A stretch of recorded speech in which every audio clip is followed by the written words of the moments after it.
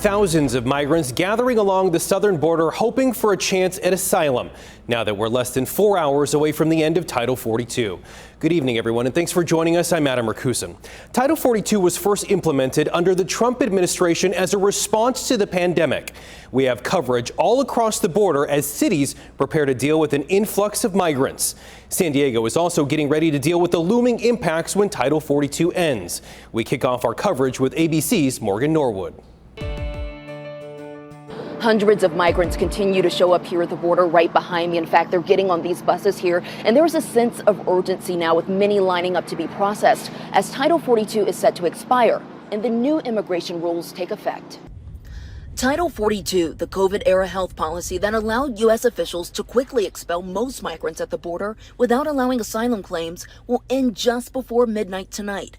President Biden says it's going to be chaotic at the border for a while. The purpose of what we're doing now is making legal immigration more streamlined and moving in a direction that people know that there's a legal way to get here and not a legal way. For months, officials were worried there would be a spike in migrants at the border as Title 42 expired, but now they say that surge is already here. Border Patrol Chief Raul Ortiz saying the increase that we have seen in the last 5 to 7 days was really the surge after May 11th. I don't expect us to have the 17 to 18,000 crossings per day some people predicted. As that controversial border policy ends, new rules for asylum seekers. Some migrants will be required to have applied for and been denied asylum in another country before being allowed to apply here in the U.S. Anyone removed can face at least a 5-year ban from the country.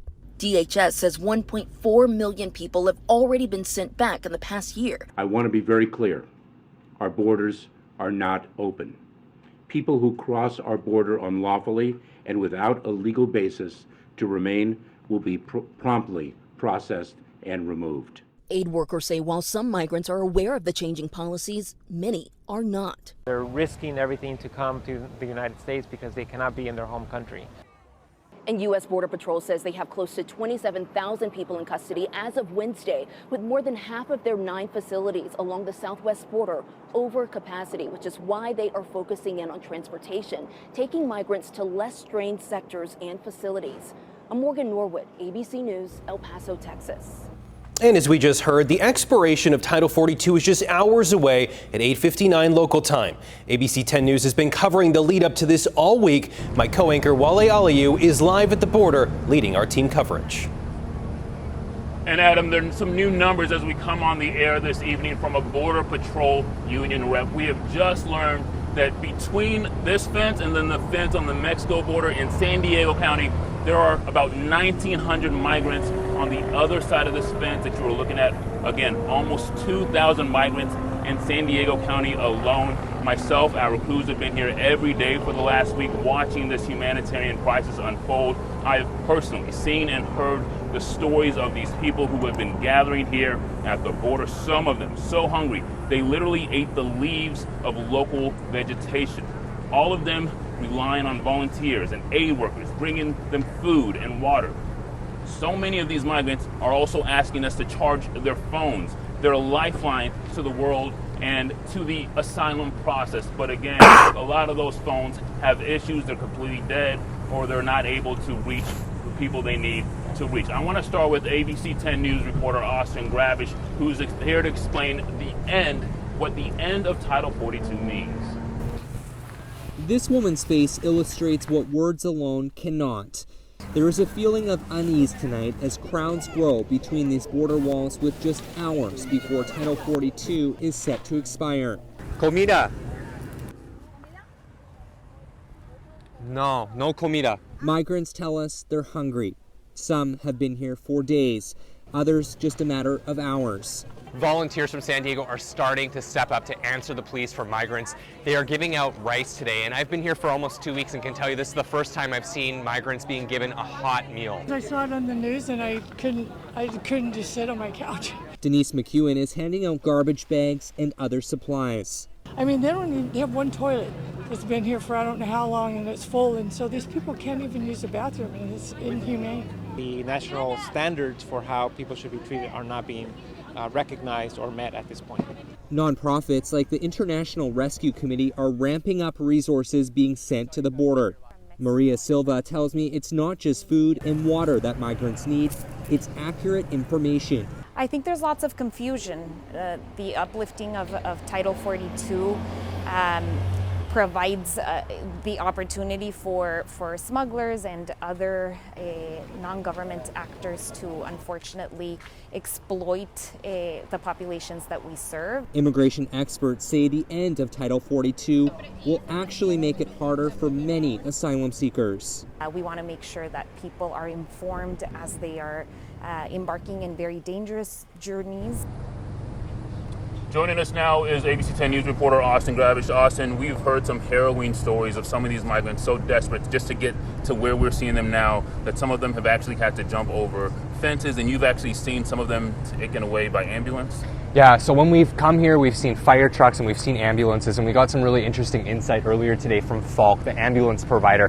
Their communications person told me on the phone that rescues here have more than doubled in the last week. He says people are having heat exhaustion, children are being taken away, people are having chest pains, and perhaps, most heartbreaking, people are being injured from falling from that first wall behind us before they can get to this second wall here. Right, wow.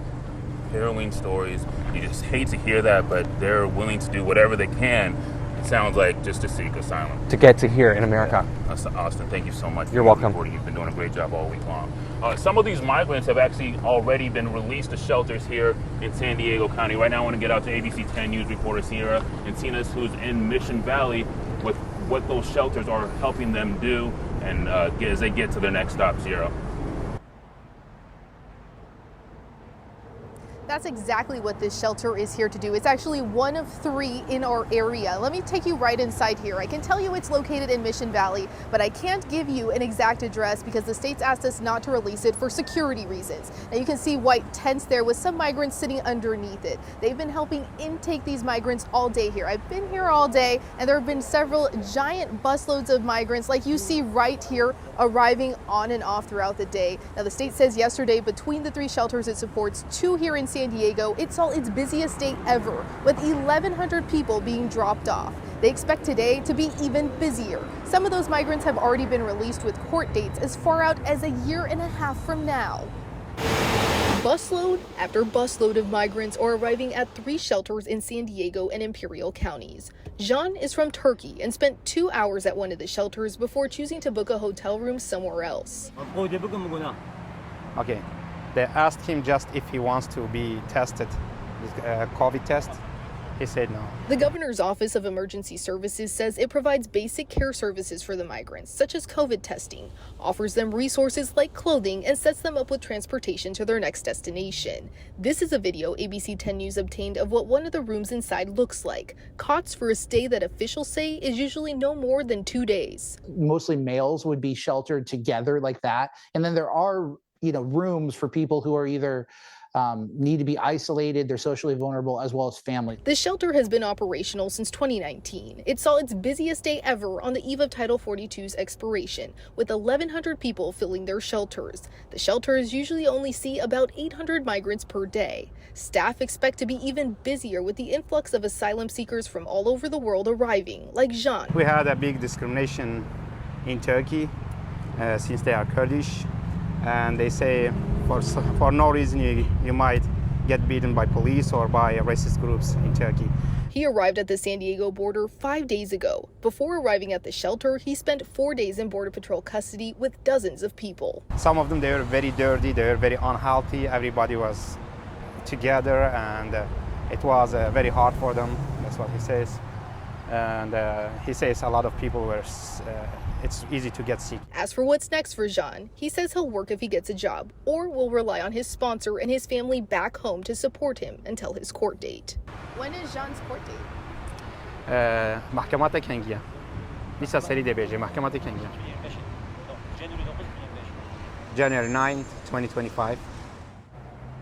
The goal of these shelters is to really keep the pressure off of our local hospitals and homeless shelters. Now you can see here that they're starting to close the gates here, but migrants are still waiting to be helped here. If you'd like to volunteer, you can reach out to Catholic Charities or Jewish Family Services. For now, live in Mission Valley, Sierra Encinas, ABC 10 News.